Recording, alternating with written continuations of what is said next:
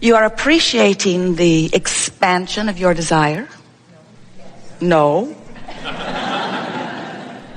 Well, in the early stages of launching desire, sometimes it is a bit dicey because in the contrasting experience, there is often some knowing what you don't want on your way to knowing what you do want.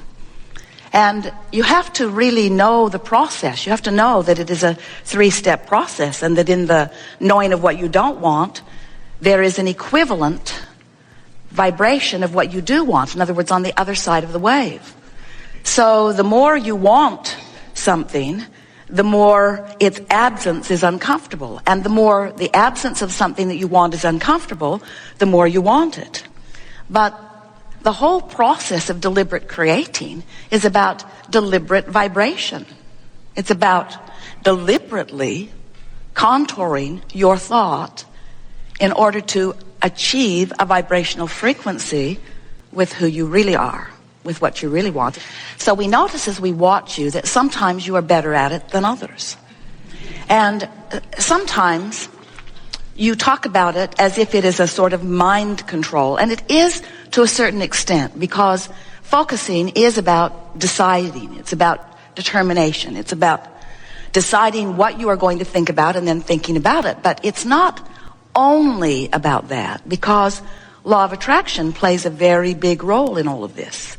In other words, what you've recently been thinking about is active in your vibration. And what's active in your vibration sets up the parameters of what's available to you. So it's not like you can really know what you don't want and then just jump immediately to clarity about what you do want, even though it is known because it is the other side of the wave. But it's not known by you when you're focused upon what you really don't want. It is, however, known by the larger part of you, who you don't have access to right now when you're focused upon what you don't want. It's just such an interesting thing.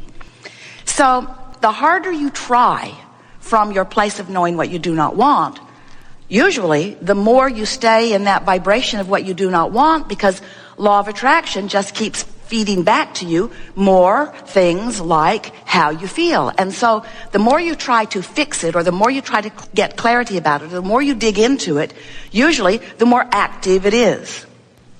And the more active it is, then the more stuff like it comes to you. And then you say, oh man, I ought to be able to control my mind better than this. And we say, no one can buck the current of law of attraction. It isn't about mind control. It's about finding a vibration that feels good to you, starting out as early as you can in the day or in the thought process about what you do want, and then maintaining the vibrational frequency of that as best you can and milking it from the place of feeling good. That really is the way that you shore up your vibration and hold yourself in the point of attraction that is most pleasing to you.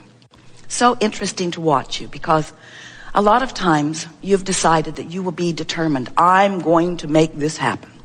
I'm going to achieve the relationship I want. I'm going to achieve the financial situation that I want. I'm going to achieve the bodily condition that I want. And in that determination, that is a very wonderful thing. It's so good to know what you want, and it's so good to speak about what you want. But we've been talking for years, and if you've been listening to us at all, you've been hearing us speaking about the law of attraction. Yes, most powerful, significant law in the universe, and the one that your understanding of it will serve you better than all others. And for a while you heard us speaking, and we often do, about the law of deliberate creation. We asked Jerry and Esther to call it the science of deliberate creation, because it really is ongoing and it's unfolding. But then we want to talk to you about the law of allowing. We began calling it the art of allowing, because the only law worth mentioning, really, we don't count gravity, is the law of attraction. But the art of allowing really is what we're talking about here. And it's about managing your vibration. It's about caring enough about how you feel that you tune yourself to the frequency of who you really are. Now, that's the most important thing to talk about. So you know that you are extensions of source energy. You know that, don't you? But you aren't just extensions of source energy in the sense that you were source and here you are an extension of that.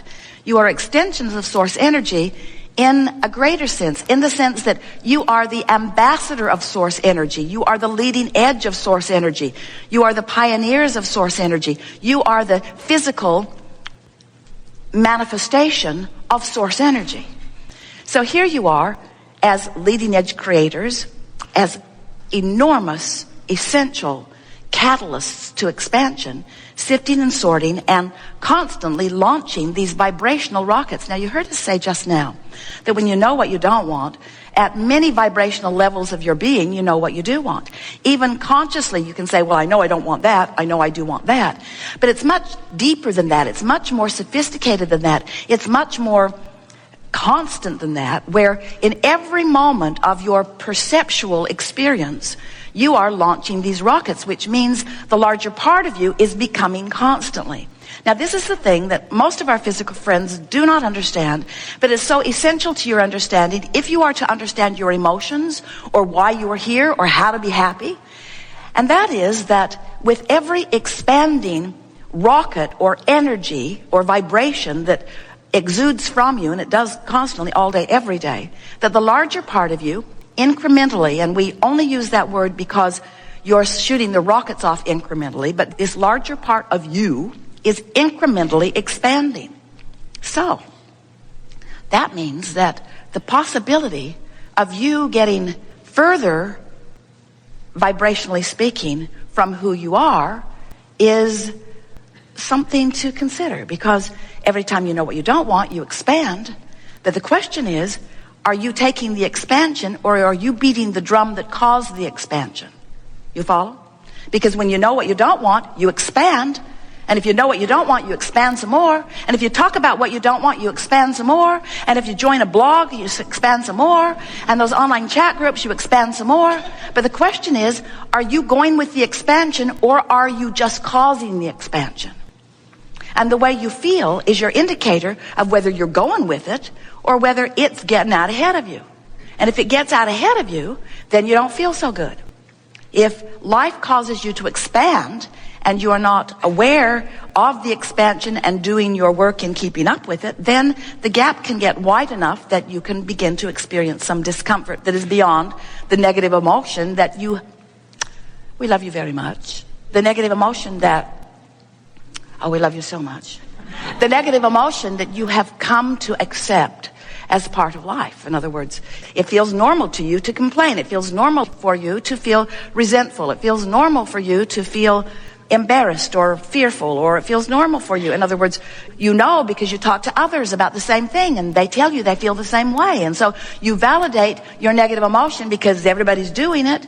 And because everybody's doing it, it doesn't feel so weird to you, but it ought to feel weird to you because you're supposed to feel good. And when you don't, something's off, you see. So when we talk about the art of allowing, we're not just talking about you allowing your new car to come or your new home to come or your lover to come or your physical condition to improve. We are talking about that, but not just that. When we talk about the art of allowing, what we're really talking about you allowing is your alignment, your connection, your involvement, your vibrational sameness with your inner being, who keeps taking the expansion and never holds back from it. Your inner being, the source within you, this non-physical part of you, who we are wanting you to understand exists in this vibrational frequency of knowledge and understanding and beingness. Your inner being is not an idea. We would call it an inner idea. It's an inner being, an inner beingness. Your inner being bees. Your inner being is consciousness who bees. Consciousness who is life, who is eternal, who bees. So this inner being has taken all of the expansion that you've offered it through the living of life and is not holding back ever like you may be. So when you're beating the drum of justification or defense or rationalization, well, I feel this way because that happened to me and it shouldn't have happened to me, and that was an injustice that should not have happened, and so I'm just going to stand here in my righteous indignation and join others in my protest against the government or in my protest against this absurd policy that has just happened at work. Do you know they gave us a bonus and then they took it back? It's just ridiculous that they're making all that money and they're not giving nearly enough of it to me, and I'm working so hard and I don't think they are. That righteous indignation is justified maybe, and maybe everybody in your company and beyond would agree with you, but your inner being isn't agreeing with you, and that's the only agreement that is ever important to you. Your inner being stays in a place of positive expectation. No, not positive expectation, because expectation implies it is something yet to come. In positive beingness, because your inner being bees there and does not deviate from it. But when you aren't up to speed with your inner being, then you feel the deviation. Light, slight, severe, strong, that's what negative emotion is. It's your indicator that you're not up to speed with your expansion. Negative emotion is telling you two things. It's telling you first that you're not up to speed, but it's telling you something else really, really important that we so want you to hear. It's telling you you have expanded, the bigger part of you has expanded beyond where you're practiced. Don't you like knowing that? I have expanded beyond what I have learned to allow. Well, you know what that means? If you've expanded beyond what you have learned to allow, that means there's some good times coming to you, because the deliciousness of life, the true essence of life, the part of life that you call exhilaration or adventure, the part of life that you call passion, the part of life that you climb mountains for, or that you get into new relationships for, the part of life that you were born for, the part of life that you love the most of all is that moving in the direction of the further expansion. And we really want you to hear us when we say moving in the direction of it, because moving in the direction of it is all that you're ever going to do, because you're never going to catch it. Oh. That doesn't seem right. I'm never going to catch up with who I am. Not really. Because there will always be more that will cause you to expand. And so if you can come to the place where you savor the problem as deliberately and deliciously as you savor the solution, now you're rocking and rolling. Because you can't have a solution without a problem, and you can't have expansion without asking, and you can't ask without contrast, and you can't be alive without that. You can't be here in this physical format without life causing you to know more clearly all day, every day, what you would prefer. So you got that, didn't you? Do you understand that the vibration of a question and the vibration of an answer are different frequencies? But the answer is born from the question. Do you understand that the frequency, the vibrational frequency of a solution is different than the frequency of the problem? But they are tied together in this vibrational wave. In other words, they are equal parts of the same concept. It's why humans talk about duality. We don't follow that conversation too fully, because it takes you off on all kinds of wild goose chases. But it is so nice to know that you are constantly expanding, and that everything you feel, no matter what, is about one thing and one thing only. It's about your personal, in this moment of the feeling, vibrational relationship with that expanded version. Sometimes over the years, Esther has said, as she's standing in a place not feeling so good, and as she's been listening to us long enough to know that the worse she feels, the better we feel. What's up with that? If you were really a non-physical entity that was worth its salt, you'd have empathy for me and you'd come over here and comfort me. And we say, that's the thing that you got to understand and accept and come to adore about your inner being. Your inner being takes the expansion and holds that place marker for you, so that you can come into vibrational frequency with it. That's what guidance system is. Esther would say from time to time, Abraham, I think you should come over here and complain with me, because you know I'm right. You know I'm justified in this complaint. And we say to Esther, we're not coming. Come over here. No, you come over here. Come over here. No, you come over here. And of course, through the years, she's discovered we never come.